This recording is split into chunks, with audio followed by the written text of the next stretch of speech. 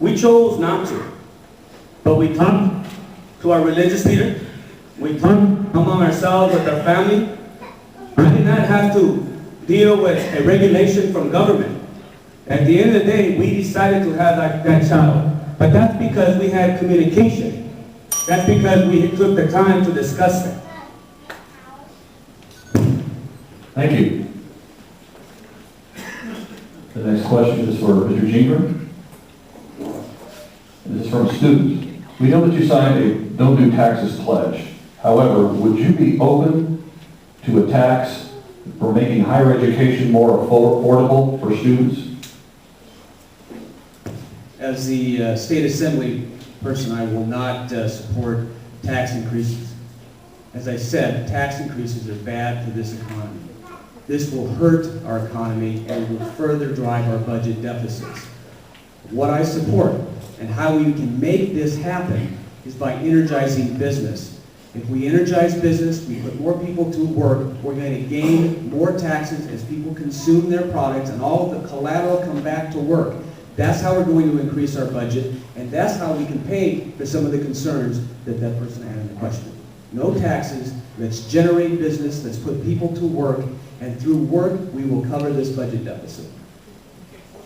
Mr. Perez, 30 seconds. There are some very fundamental differences here. I come from the perspective of bottom-up economics. My opponent comes from the perspective of top-down economics.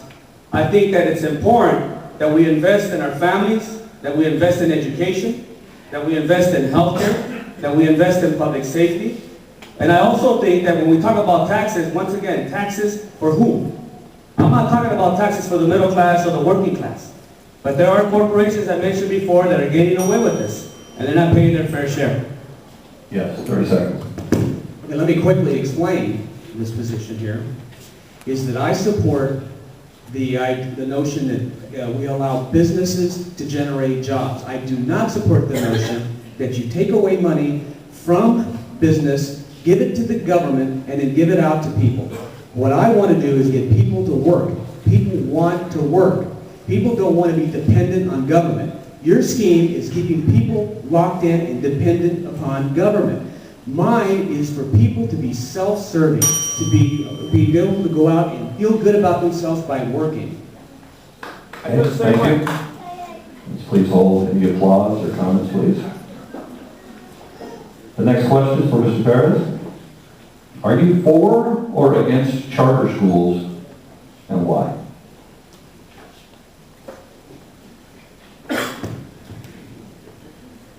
I believe in our public education system. I think that it's done great work for many of us. I've met many students that have gone on to higher education as a result of the public education system.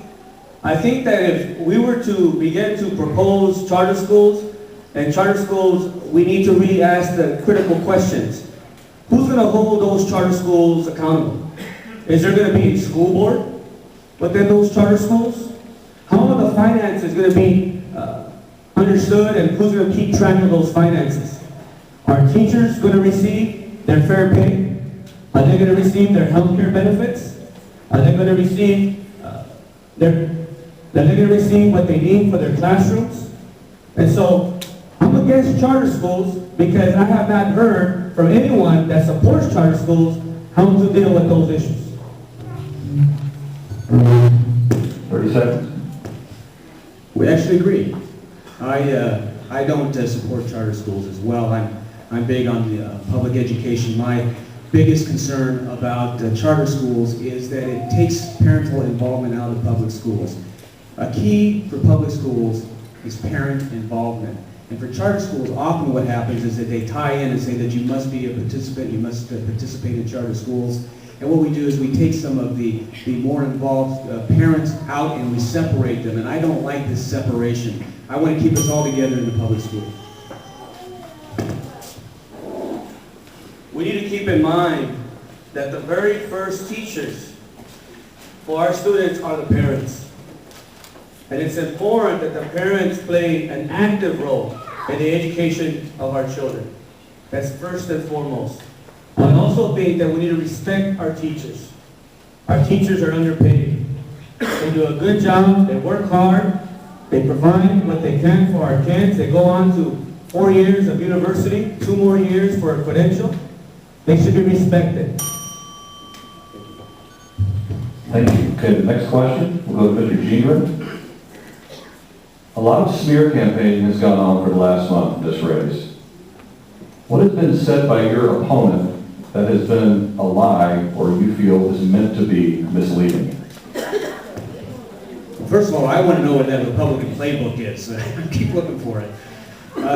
There's several things that have been said, and I've been accused of actually lying in my ads. And I'm telling you, I use his words in the ads, and they have been on driver's licenses for illegal immigrants. They have been on sanctuary cities. They have been on taxes. They're his words. And what is happening is, the reason for the ads is they're not consistent in the message. The message has changed throughout the campaign. What he says in the primary is different than what he is saying now, especially on the issue of taxes. He said that he does not support driver's license for illegal immigrants. He says that in the ad, but then we were at a debate, a forum, and he confirms it. So these slams to me that I have somehow distorted the information is not true. I'm dealing in facts. I deal in evidence. I have the evidence to support any of the ads that we've claimed. Mr. Perez? Can you hear me? Can you hear me? No. I received a different mic. Can you hear me? Hello, can you hear me now? Can we start all over? I'm waiting for you to start speaking. Okay, good. Thank you. The negative campaign has been going on for quite some time. As a matter of fact, my opponent Gary has been attacking me right when the general election began, going way back to September. And the attacks have been numerous. They've been dividing our communities. I've talked about comprehensive immigration reform, and I think that's important. As a matter of fact, Barack Obama and McCain agreed to that quite some time ago, and they tried to pass the bill, and it was vetoed by our president.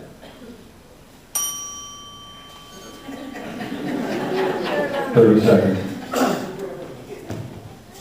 You talk about comprehensive immigration reform, but you don't talk about driver's licenses for illegal immigrants, which is inconsistent policy. It doesn't make sense if we're a country of a sovereign nation, we're a nation of laws, and then you're going to consistently, then you're going to come across and say you'll give driver's licenses for illegal immigrants. And then you try to change and accuse me of distorting the record. And I think that's what the question is. I haven't done that. I have used his words in the ads of what he has said. The problem is that he's changed. He changes from Palm Springs to El Centro to Calexico. He changes. Okay, thank you. Interestingly, our next question is about illegal immigration. Mr. Perez, this is to you. What is your position on illegal immigration? My position on illegal immigration is that we need to have comprehensive immigration reform. For the first time in the history, hello, can you hear me? For the first time in the history of the United States, not too long ago, you had growers sitting down with the United Farm Workers when at many times they were at odds to discuss the issue of workers. The truth of the matter is that our agriculture economy is suffering because we don't have enough workers. So when I talk about comprehensive immigration reform, we need to ensure that our Border Patrol agents and our immigration officers have the tools and the resources they need in order for them to secure the borders.